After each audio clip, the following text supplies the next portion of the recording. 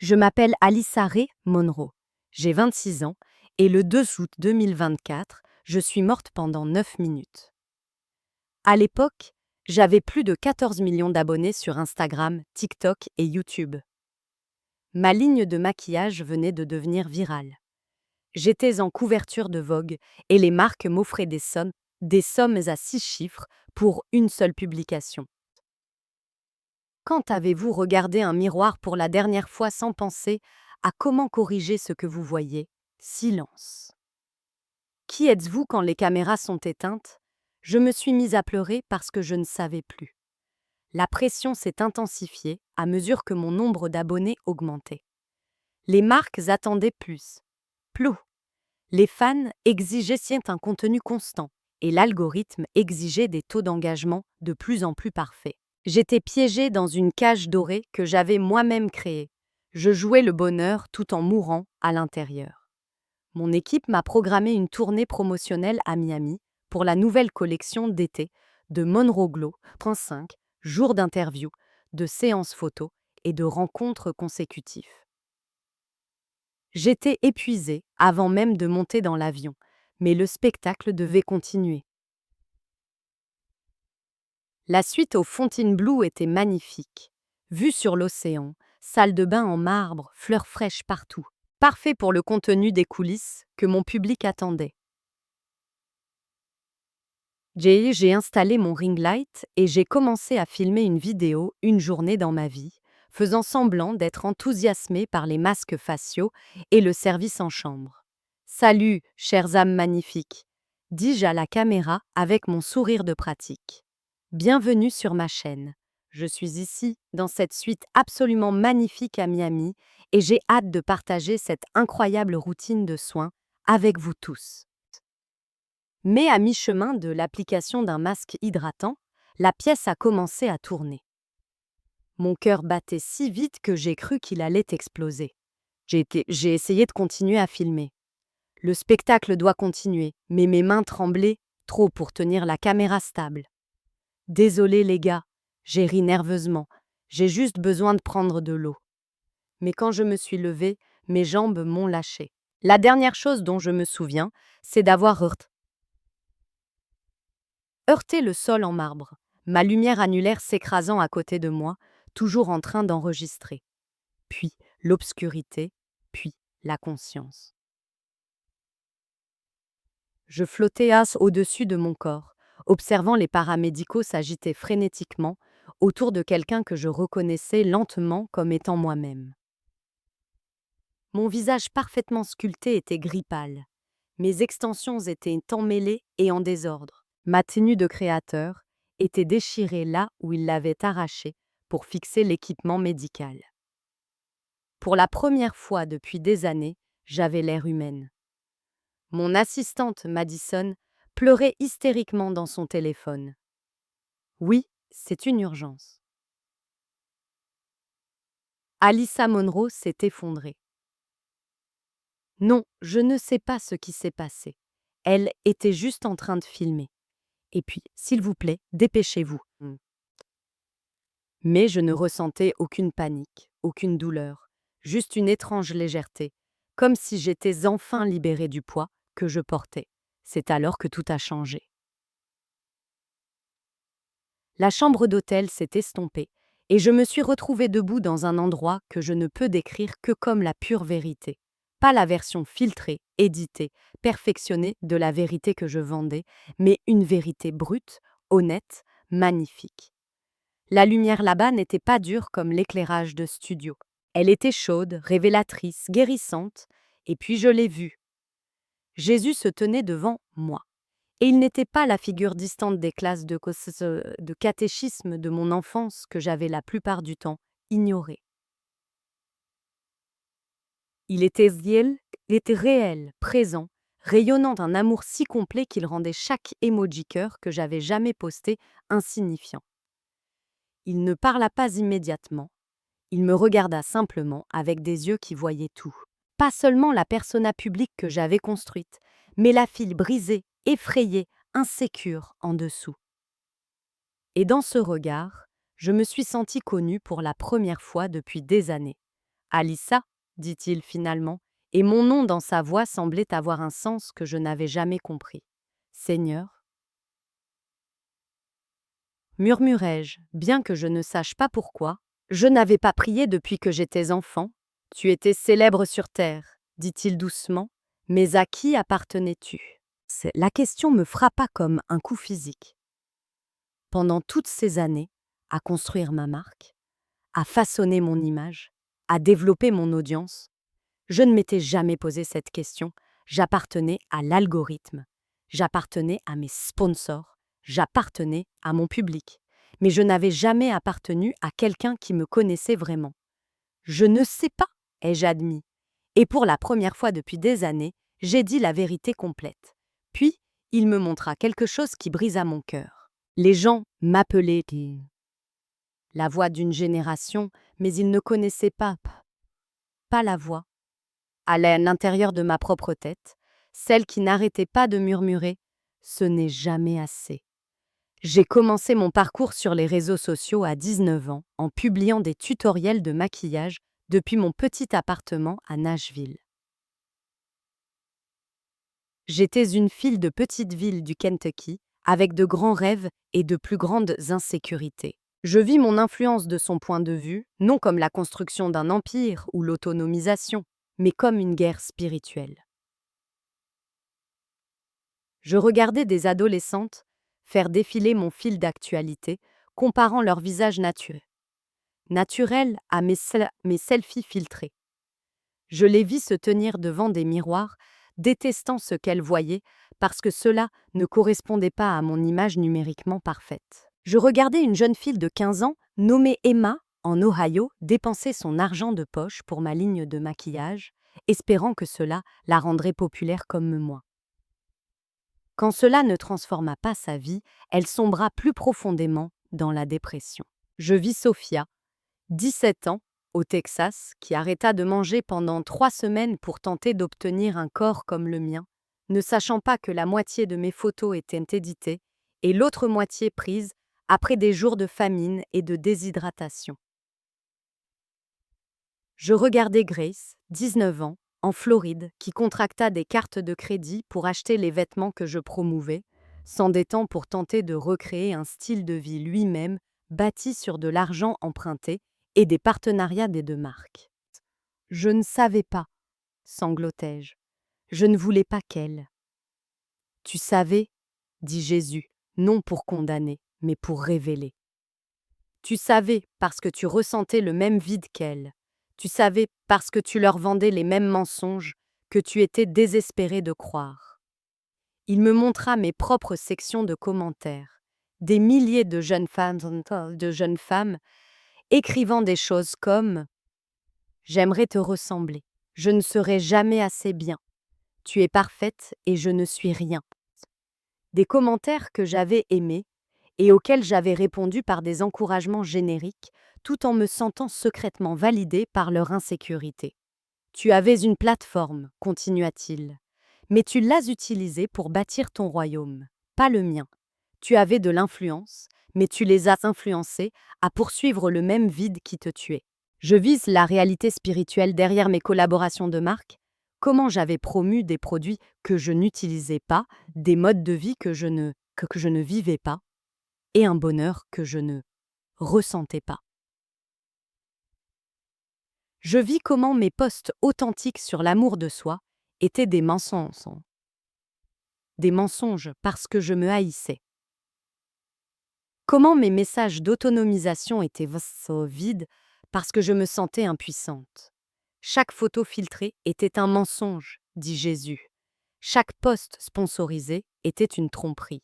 Chaque légende motivante était une manipulation. Tu ne les inspirais pas, tu les infectais avec la même maladie qui te détruisait. Le poids de cette révélation était insupportable. J'avais cru aider les gens, autonomiser les femmes, répandre la positivité, mais j'avais en fait répandu l'insécurité, le matérialisme et le vide spirituel. J'avais transformé ma douleur en profit et ma fragilité en une marque. Puis il me montra ce qui allait arriver, le futur vers lequel je me dirigeais s'il n'était pas intervenu. Je me vise à 35 ans, essayant désespérément de rester pertinente, alors que des influenceurs plus jeunes prenaient le dessus. Subissant des chirurgies plus invasives, des procédures plus dramatiques, créant du contenu plus désespéré. Je vis mon public m'abandonner lentement pour la prochaine grande chose, me laissant avec des millions d'abonnés, mais zéro relation réelle. Je regardais ma beauté s'estomper, ma pertinence diminuer, et mon identité s'effondrer parce que j'avais tout construit sur des choses qui ne durent pas. Je me vis seule dans ce manoir de Beverly Hills, faisant défiler les commentaires de personnes qui étaient passées à l'adoration de la prochaine image parfaite. La célébrité est un faux Dieu, dit Jésus. Elle exige tout et ne donne rien. Elle promet l'épanouissement, mais livre le vide. Elle offre l'amour, mais ne procure que la dépendance. Je vis d'autres influenceuses, des femmes avec qui j'avais collaboré, rivalisé, envié, suivre le même chemin. Overdose, troubles alimentaires, dépression nerveuse, tentative de suicide, le tout caché derrière des stories Instagram parfaites et des citations inspirantes. C'est ça que tu vendais, dit-il. C'est ça qu'elles achetaient. Je sanglotais maintenant, submergée par l'ampleur de mon aveuglement et des dégâts que j'avais causés. S'il vous plaît, le suppliai-je. Mon père était parti quand j'avais 12 ans et ma mère travaillait 2 emplois juste pour nous maintenir à flot. J'ai appris très tôt que l'attention était une monnaie et j'étais déterminée à devenir riche.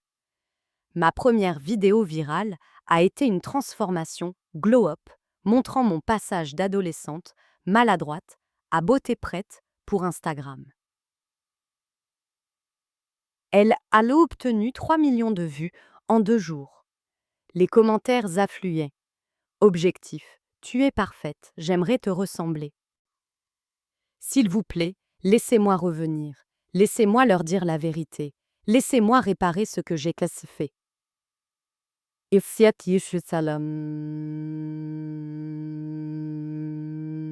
Tu ne peux pas le défaire, dit-il avec une compassion infinie. Mais tu peux, le transformer. Je ne t'ai pas laissé mourir pour te punir.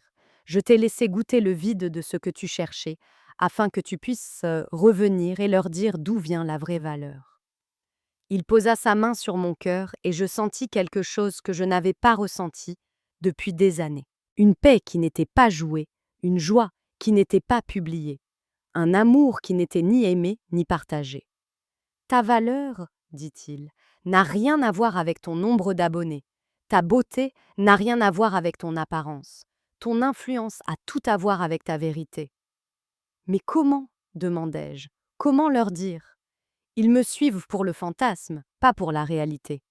Commence par la réalité, bien dit-il. Parle-leur de ce moment. Dis-leur ce que tu as vu. Certains te quitteront.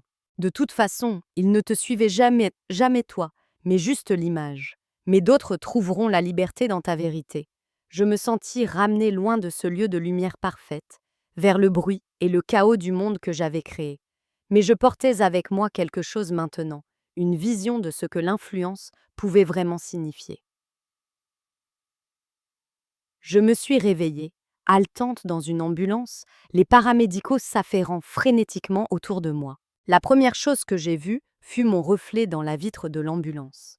Pas de maquillage, les cheveux en bataille, complètement non filtrés. Et pour la première fois depuis des années, je me suis trouvée belle. Mademoiselle Monroe, dit le paramédical, vous allez vous en sortir. Vous avez été en arrêt cardiaque pendant 9 minutes, mais vous êtes stable, maintenant. 9 minutes, ça a tout changé. À l'hôpital, mon équipe s'est précipitée autour de moi. Madison était déjà en train de préparer l'histoire pour limiter les dégâts. Mon manager répondait aux appels des sponsors préoccupés par leurs investissements. Mon attaché de presse rédigeait des communiqués sur l'épuisement et le rétablissement. On dira que c'était de la déshydratation, dit Madison, tapant frénétiquement sur son téléphone. Peut-être ajouter quelque chose sur la pression du succès. Très facile à s'identifier, très sympathique. Nous pourrions même en tirer un documentaire Netflix. Mais je ne pensais plus au contenu, je pensais à la vérité. Le médecin a dit que j'étais médicalement autorisée à partir après 2 jours d'observation, mais j'ai demandé une semaine seule. Pas de téléphone, pas de caméra, pas d'équipe, juste moi. J'essayais de me souvenir de qui j'étais sous la marque. J'ai passé ces jours à écrire, non pas des légendes ou du contenu, mais des mots honnêtes sur ce que j'avais vécu. J'ai écrit sur la solitude derrière le style de vie, l'insécurité derrière la confiance, le vide derrière l'autonomisation. Quand je suis enfin revenue sur les réseaux sociaux, j'ai posté quelque chose que je n'avais jamais posté auparavant. La vérité, c'était une simple photo de moi dans mon lit d'hôpital. Pas de maquillage, pas de filtre, pas de mise en scène, juste moi, l'air épuisé, réel et humaine. La légende était plus longue que tout ce que j'avais jamais écrit. Je suis morte il y a 9 minutes. Pas littéralement. Enfin, si, littéralement. Mais je mourais lentement depuis des années, sans même m'en rendre compte. Je vous vendais un mensonge. Et j'en vivais un aussi. C'est moi non filtré, sans marque, défaite, et je n'ai jamais été aussi belle. Je leur ai parlé de l'arrêt cardiaque, de l'expérience que j'avais vécue, de ma rencontre avec Jésus et de la vérité sur l'influence, la valeur et la beauté. Je leur ai parlé des dégâts que j'avais vus, du mal que j'avais causé, du vide que j'avais répandu. Je pensais que mon travail était de vous donner envie de me ressembler, ai-je écrit. Mais mon travail aurait dû être de vous aider à vouloir lui ressembler. La réponse fut immédiate et polarisante. J'ai perdu 300 000 abonnés dès la première heure. Ma section de commentaires a explosé de colère, de confusion et d'accusations selon lesquelles j'aurais fait une crise de psychose. C'est un suicide de carrière, dit Madison, faisant les 100 pas dans mon salon. Les marques se retirent déjà. Votre ligne de maquillage est détruite dans les avis. Vous devez supprimer cela et dire que vous étiez sous médicaments. Mais mêlé à la haine et à la déception, il y avait d'autres messages. Pour la première fois de ma vie, je me suis sentie précieuse. Mais les réseaux sociaux sont une bête affamée. Ils exigent une alimentation constante, un contenu constant, une perfection constante. Ce qui avait commencé comme des tutoriels de maquillage amusant est devenu une performance soigneusement orchestrée d'une vie parfaite. Chaque moment était un contenu potentiel, chaque tenue était une opportunité de marque. Chaque sourire était calculé pour un engagement maximal. Des messages qui rendaient la perte de tout ça en valait la peine. Merci d'avoir dit la vérité. Je me suis affamée en essayant de ressembler à vos photos. J'ai dépensé mon fonds d'études sur les produits que vous promouviez. Merci de m'avoir aidé à voir que j'achetais des mensonges. J'ai détesté mon corps pendant 2 ans à cause de votre contenu. Ce poste m'a libérée. J'avais prévu de faire de la chirurgie plastique pour vous ressembler. Maintenant, je vois que vous ne vous ressemblez même pas. J'ai commencé à répondre à ces messages personnellement, non pas avec des citations inspirantes génériques, mais avec de vraies conversations. Je les ai mis en contact avec des thérapeutes, des groupes de soutien et surtout avec la vérité selon laquelle leur valeur n'était pas déterminée par leur apparence ou leur nombre d'abonnés.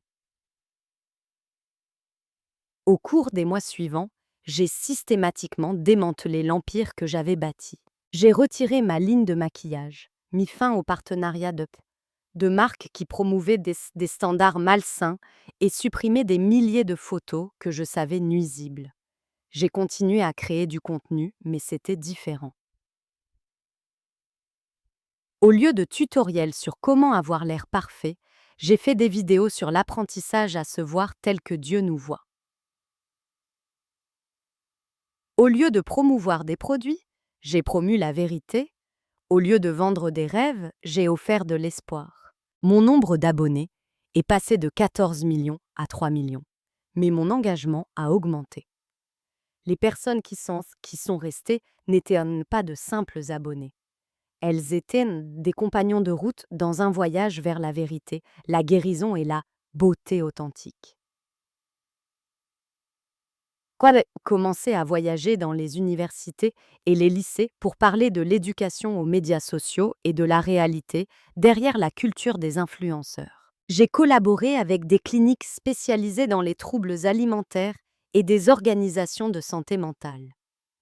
J'ai utilisé ma plateforme restante pour amplifier les voix qui promouvaient un bien-être authentique au lieu d'une perfection de façade. L'impact financier fut dévastateur. J'ai dû vendre le manoir de Beverly Hills, la Tesla, la plupart de ma garde-robe de créateur, mais j'ai découvert quelque chose que je n'avais jamais eu auparavant. La paix, une vraie paix, pas celle fabriquée dont j'avais parlé sur mes posts.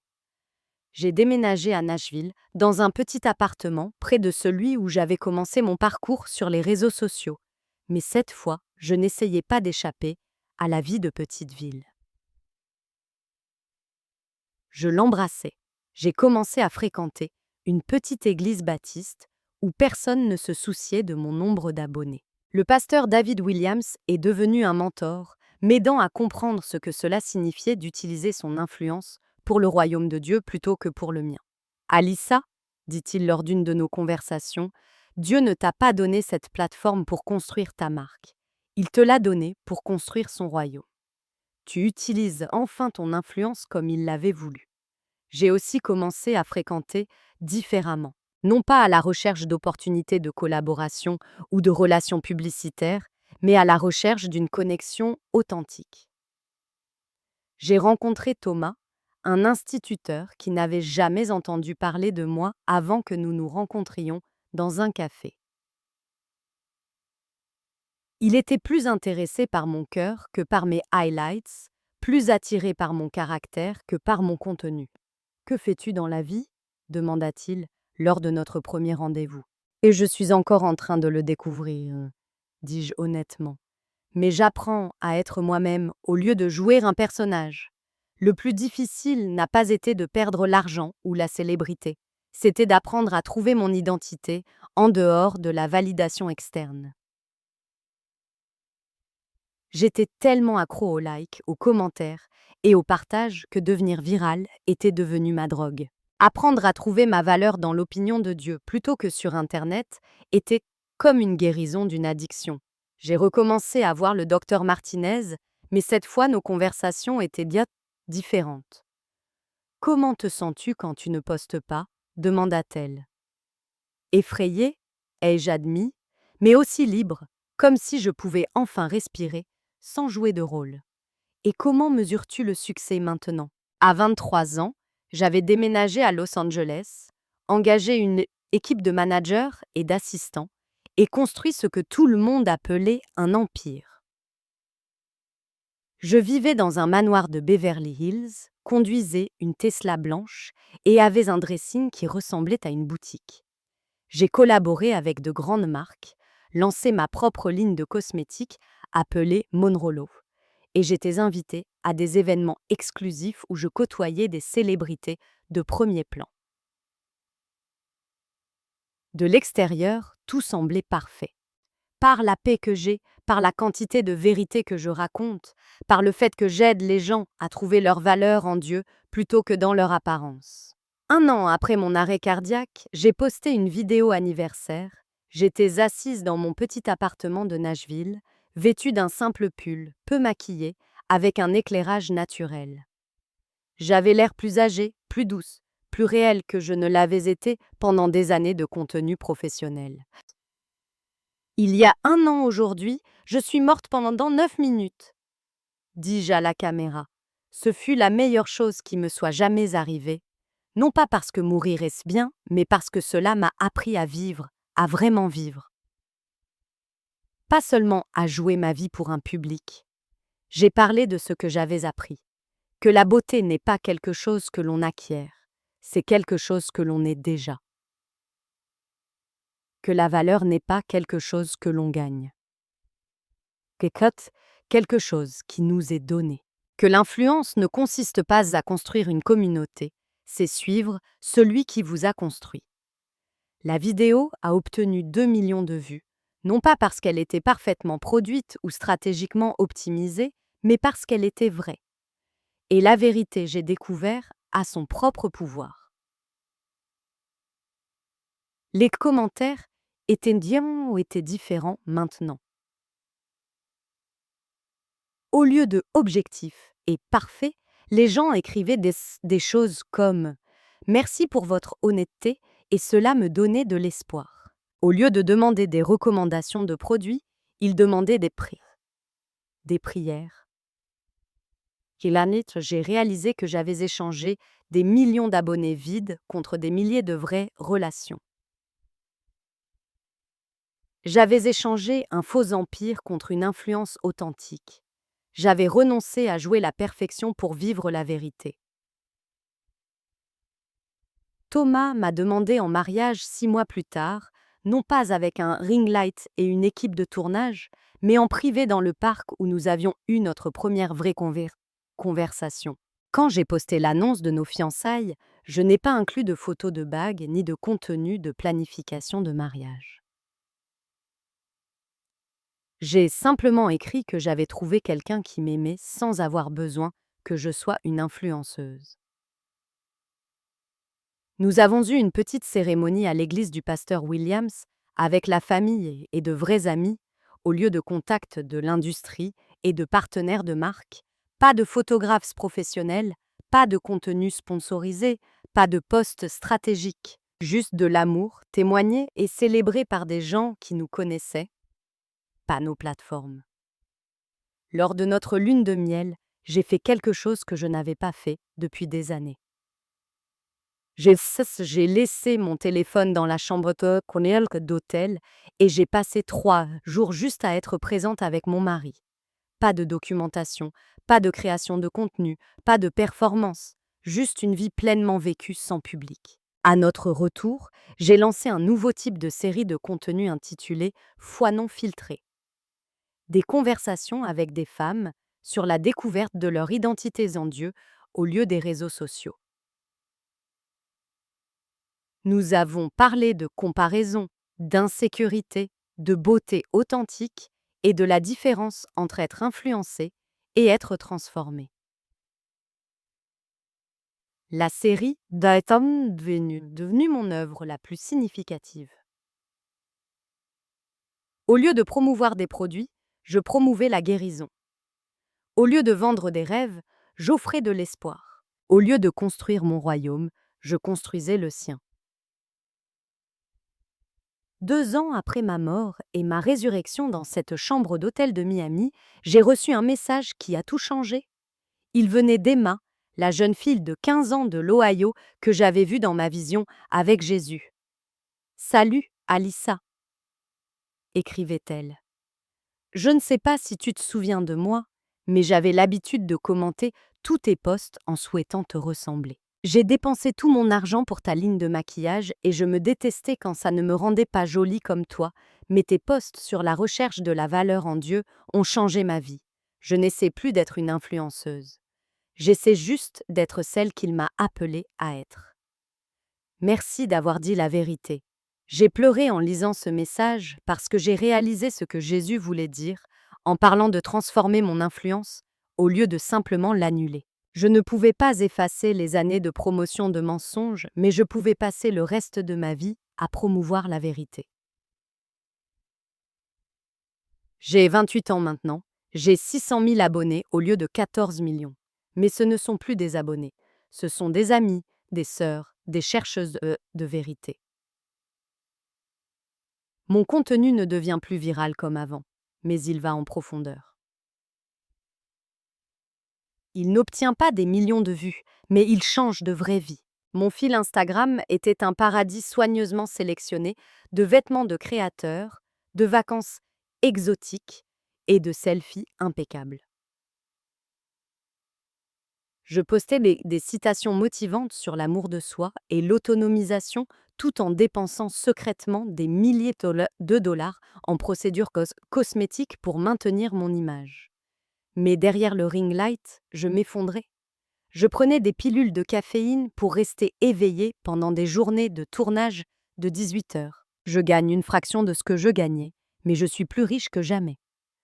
Non pas en argent, mais en paix, en but et en relations authentiques. Je me réveille excitée de créer du contenu qui oriente les gens vers Dieu, au lieu de les orienter vers des produits. Je m'endors reconnaissante au lieu d'être anxieuse. Ma maison est plus petite et plus petite. Ma voiture est plus ancienne. Mes vêtements sont plus simples, mais ma vie est plus pleine. Mon cœur est plus léger. Mon influence est réelle. Thomas et moi attendons notre premier enfant, une fille que nous nommerons Grace. Je pense à elle qui grandira dans un monde de filtres et d'abonnés. Et je suis déterminée à l'élever en sachant que sa valeur vient de celui qui l'a créée, et non de ceux qui aiment ses publications. Je lutte encore parfois. L'addiction à la validation externe ne disparaît pas du jour au lendemain. Je me surprends encore à vérifier les métriques, je ressens toujours l'attrait du contenu performatif, je combats toujours l'insécurité qui m'a poussée à construire une fausse image en premier lieu. Mais maintenant, j'ai quelque chose que je n'ai jamais eu auparavant. La vérité. La vérité que je suis aimée, choisie, belle et précieuse. Non pas à la causeuse de ce que je fais ou de mon apparence, mais à cause de qui je suis. J'étais célèbre autrefois, avec des millions de personnes qui pensaient me connaître, mais qui n'avaient jamais vu la vraie moi. Maintenant, je suis connue, vraiment connue, par celui qui m'a créée et par les personnes qui l'a introduite dans ma vie. J'ai eu de l'influence autrefois, mais je l'ai utilisée pour influencer les gens vers le vide. Maintenant, j'ai un autre type d'influence, orientant les gens vers la plénitude. J'étais une influenceuse autrefois, vendant un style de vie que je ne vivais pas réellement. Maintenant, je suis juste une femme qui mène une vie digne d'être suivie, non pas parce qu'elle est parfaite, mais parce qu'elle est vraie.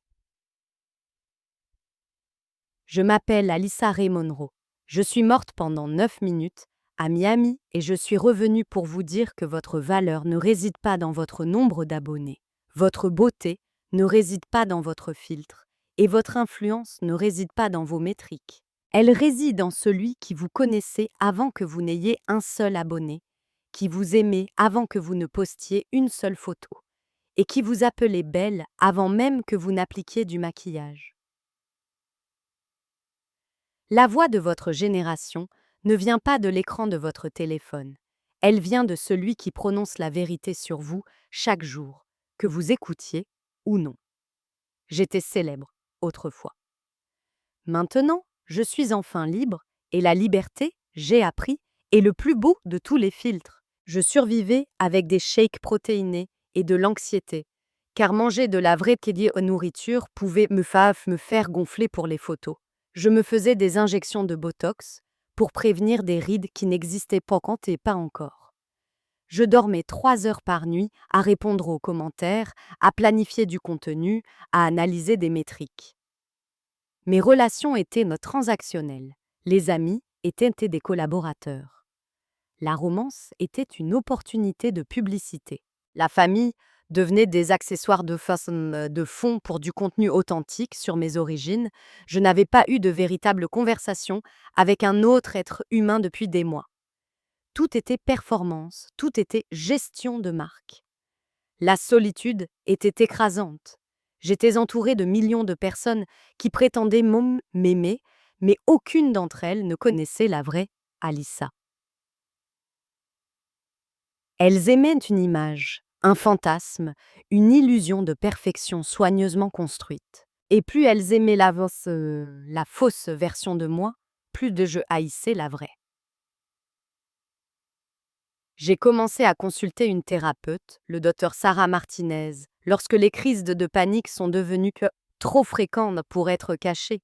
Alyssa, me dit-elle lors d'une de nos séances, quand avez-vous fait quelque chose pour le simple plaisir de le faire, et non parce que cela rendrait bien sur les réseaux sociaux? Je n'ai pas pu répondre, je ne m'en souvenais pas.